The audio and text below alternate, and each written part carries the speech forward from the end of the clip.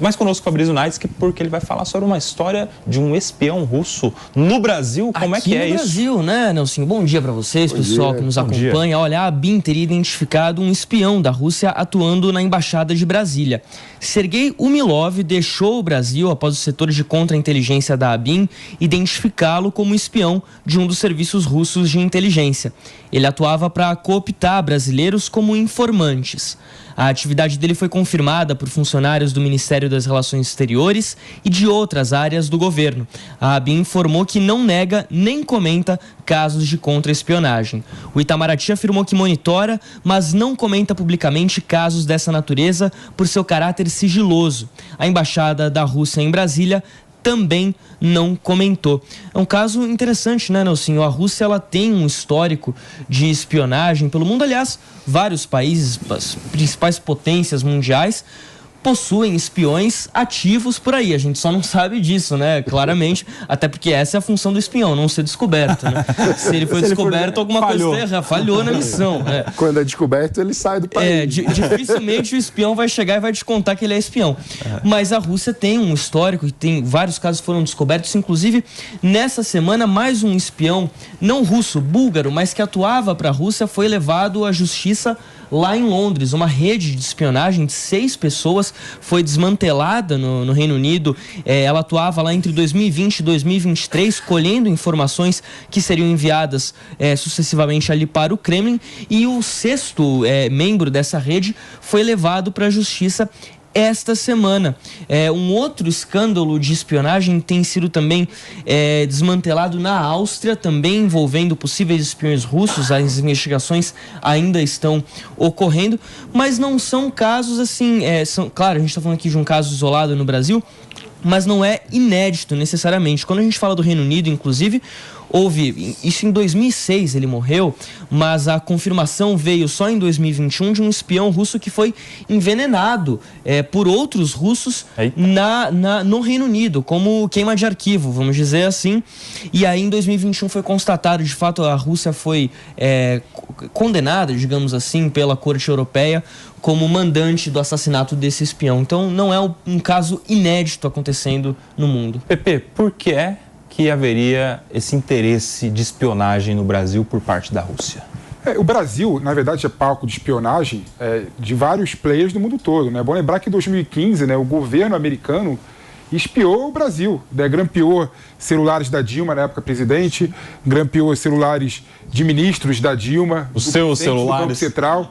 Ou seja, o interesse do Brasil, por ser com certeza um lugar, né, em que tem matérias-primas estratégicas para o mundo todo, como petróleo, minérios de ferro, ele é importante para todo mundo do mundo, né? Aí uma coisa que me gera um pouco de estranhamento, né? A gente não discute a questão de defesa do Brasil de forma séria, infelizmente, não é? A gente discute a questão da defesa do Brasil de brincadeira. Você vê, por exemplo, a Avibraz, uma empresa privada na área da defesa, que está em processo falimentar. Você vê, por exemplo, olha que coisa engraçada, Koba. Sabia que a Marinha do Brasil, ela utiliza a Starlink do Elon Musk para fazer a sua navegação?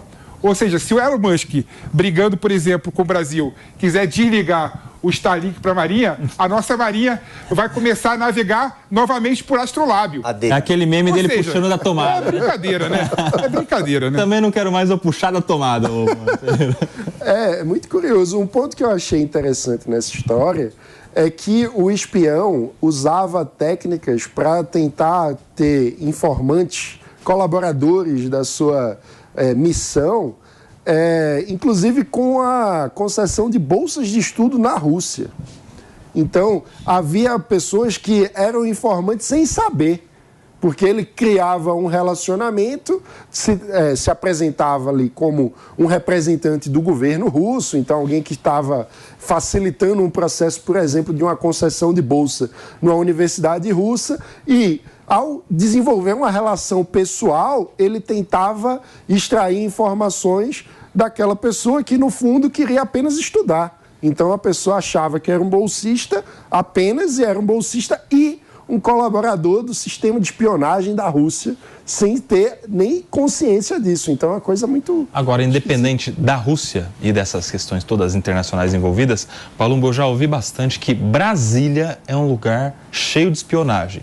Então tem escuta em gabinete, tem escuta no corredor, tem escuta em hotel, em saguão, em todo lugar. Diz que é um lugar, assim, totalmente monitorado. Tanto que não é incomum quando há a troca de uma pessoa pela outra em um ministério, em um gabinete, no judiciário, por exemplo, deles fazerem uma varredura completa no local para saber se não tem encontrar. Só antes do Palumbo falar, eu estava lembrando aqui, Palumbo, que o presidente do Corinthians, o Augusto Melo, agora quando ele assumiu, ele também mandou fazer uma varredura na sala presidencial. Sim. E também encontrou um monte de grampo por lá. Se isso acontece na sede do Corinthians... Imagina em Brasília. Claro que o Corinthians é muito importante, né? Mas, pô...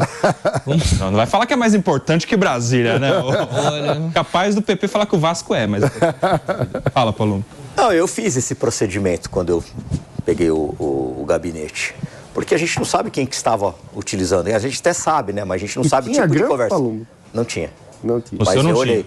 E todos os ambientes que eu vou trabalhar, eu sempre fiz isso.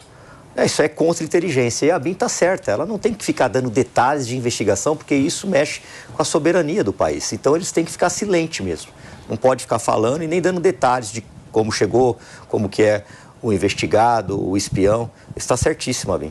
Esse é um trabalho sério da BIM, né, Mano Ferreira? Isso aí é fundamental, né? Até justamente, imagina, o PP trouxe um caso que você tem o presidente da República grampeado por um outro país, isso é uma coisa surreal, né? Então, é fundamental que a gente tenha o serviço de contra-inteligência funcionando. E isso é muito mais importante do que investir em indústria, né, PP? Para a área militar. Muito mais importante, né? O aparato que o Brasil vai usar, o quê? É do governo de fora do Brasil? Inteligência, né? Inteligência é o quê? Equipamento, tecnologia. É o uso do equipamento. Não, pelo amor de Deus. Você foi grampeado também, será, nessa época? Aí de 2015, que você estava no governo, né? Para quem não sabe, Felipe Monteiro era chefe de gabinete da Secretaria da Presidência da República. De assuntos estratégicos. Assuntos estratégicos. De qual governo? Do governo da Dilma. Mas eu trabalhei pro governo Bolsonaro. Só fiquei. Calma, filho. Calma, pega uma água aqui. Eu sou uma pessoa, quando o telefone toca, né, para assumir o dever cívico, eu normalmente aceito. Igual o Batman, né? Igual o Batman. Quase um patriota, hein, Pepe? Quase um patriota. Surge o bate-sinal. Faltou uma bandeira do Brasil aí nas suas costas agora, hein, ô Felipe Monteiro?